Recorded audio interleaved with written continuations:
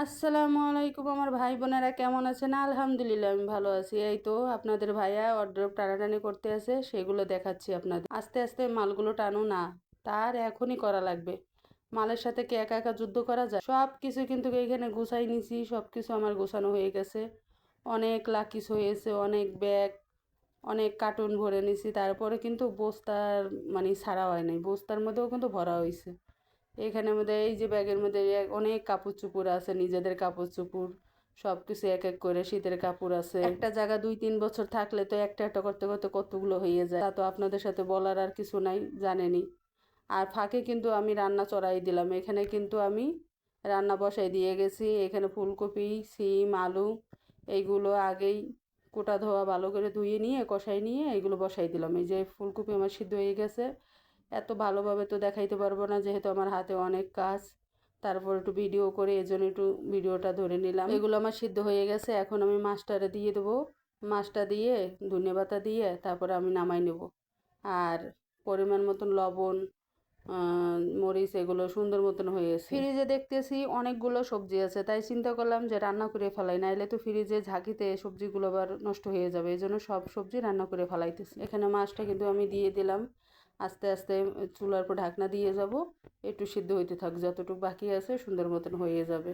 আজকে কিন্তু অর্ধেক সময় আমি একা একাই কাটালাম। ছেলে আর ছেলের বাবা একটা জরুরি কাজে বাহিরে গিয়েছে, তাই একা একাই ছিলাম আমি।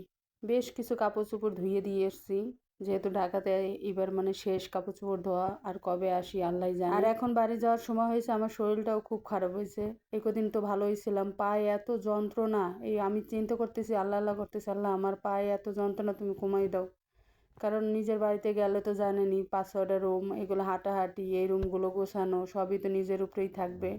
যতই তারা করুক, তারপর নিজের মতন কাজ তো তারা করতে পারবে না, নিজেরটা নিজেরই করা লাগবে। রান্না বাড়া আছে গোছানো, এতগুলো রুম গোছানো, কোন মাল কোন জায়গা দেখা যাচ্ছে। এই কদিন যে শুয়ে বসে খাইছি, এইগুলো সব বের হয়ে যাবে কষ্টে, হয়তো আবার আল্লাহ দিলে গুছাইতে পারলে আবার এক সময় শান্তি হবে। তারপরও শান্তি। পার ভিতর কিন্তু ব্যথা করে না, শুধু পার ভিতর চিলিক মারে ওঠে আর টান খাচ্ছে। এটা শীতে না, আমার কখনোই হয় নাই, কিন্তু পাটা অবশ অবশ লাগতো, এখন মনে হচ্ছে বেশি একটু করতে আছে। ডাক্তার দেখাইছি।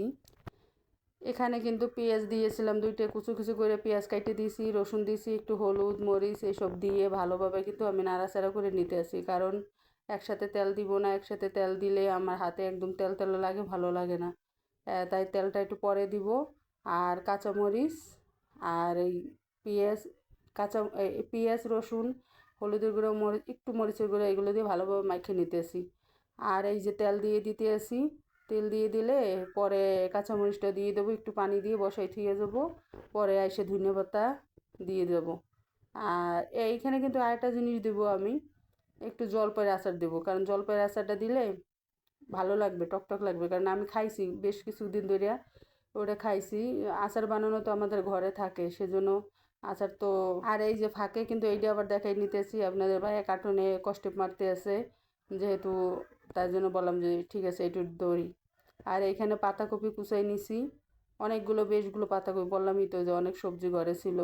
সুন্দর মতন কুচাইয়া, আগে এত সবজি আমি দেবো না, একবারে বাগার দিয়ে বসাবো না, আগে ভাপে দেবো, ভাপ দিয়ে সিদ্ধ করে পরে বাগার দিব, ওইটাও কিন্তু ভালো হয়। আমার সাথে যারা আছেন, আমার ভাই বোনেরা, আমার ভিডিওর যারা দেখেন, তাদেরকে অসংখ্য ধন্যবাদ। আর আমার সামনে থাকবেন আমি আশা করি, আমিও আপনাদের সাথে থাকব। এত ব্যস্ততার ভিতরে একটু সময় বের করে দিব, হয়তো হয়তো আপনারাও যদি আমাকে একটু সময় দেন, আমিও খুশি হব। সবাই সবার পাশে থাকবো। আর এখন থেকে সামনে কিন্তু সুন্দর সুন্দর ভিডিও আশা করি দিতে পারবো, নিজের বাড়ি ঘরে সব কিছু দেখাইতে পারবো।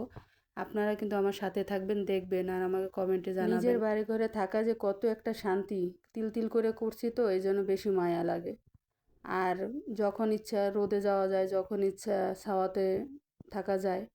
বন্দি জীবনের চাইতে খোলামেলা পরিবেশটা এত ভালো লাগে, যারা থাকতে পছন্দ করে তারাই শুধু জানে। আমি কিন্তু আগে অনেক হাঁস মুরগি পালতাম, হয়তো এখনও পালবো, সেটা আমার কাছে খুবই ভালো লাগে। এই যে বেশ কিছু পাতাকপি একবারে কুচাই নিয়েছি, এখানে এইগুলো সুন্দর করে আগে ভাপে দিয়ে দিতে আসি, একটু লবণ আর হলুদ দিয়ে দিব, তাতে নরম হয়ে যাবে। পরে আস্তে আস্তে সিদ্ধ হয়ে গেলে আমি সুন্দর করে বাগার দিয়ে নামাই নিব। পাতাকপি ভাজিটা কিন্তু সবারই পছন্দ, আমি কিন্তু আমরাও খাই, বেশ ভালো লাগে আমাদের কাছে, সবজিগুলো তো আমরা খাই, খুব মজা হয় পাতাকপি ভাজি। আর এইখানে এই যে কত বড় একটা ব্যাগ গুছাই নিলাম, অনেক বড় ব্যাগ। এইখানে শুধু আমাদের কাপড় চুপড়ি পরার যে কাপড় চোপড়গুলো ওইগুলো সুন্দরভাবে গুছাই নিতে আসি। আর এই কেনা মাল তো জানেনই, রেডিমেড মাল টানাটানি করলে ভালো হয় না, একটু ছুটে মেটে যাওয়ার ভয় থাকবে। এই জন্য ভালো মতন বললাম আস্তে ধীরে নাও, সমস্যা নেই। আমার ভাইরেও আসতে বলছি যে তুমি আসো, আসলে পরে একসাথে, যেহেতু আমরা দোতলা আছি, মালগুলো টানতেও কষ্ট হবে। আর নিজেদের মাল নিজেরা যেভাবে টাইনে নামাবো, অন্য কেউ কিন্তু ওভাবে সত্যি টাইনে নামাবে না। আর এখানে বেশ কিছু পেঁয়াজ আছে, এই পেঁয়াজগুলো কিন্তু গজ্জালায় যাইতেছে। আল্লাহ যদি চায় এগুলো বাড়িতে নিয়ে লাগাই দিব। এখানে কিন্তু বেশ কিছু চাল আছে, এই চালগুলো কিন্তু খাওয়া দাওয়া শেষ, এখন এই কটাই বাড়তি আছে। এই কটা আর লাগবে না, বললাম যে বস্তার ভিতর ভরে থাও। আর এখানে আটা হাবিজাবি কী কী যেন আছে, সুন্দর মতন গুছাই নিছি সব কিছু।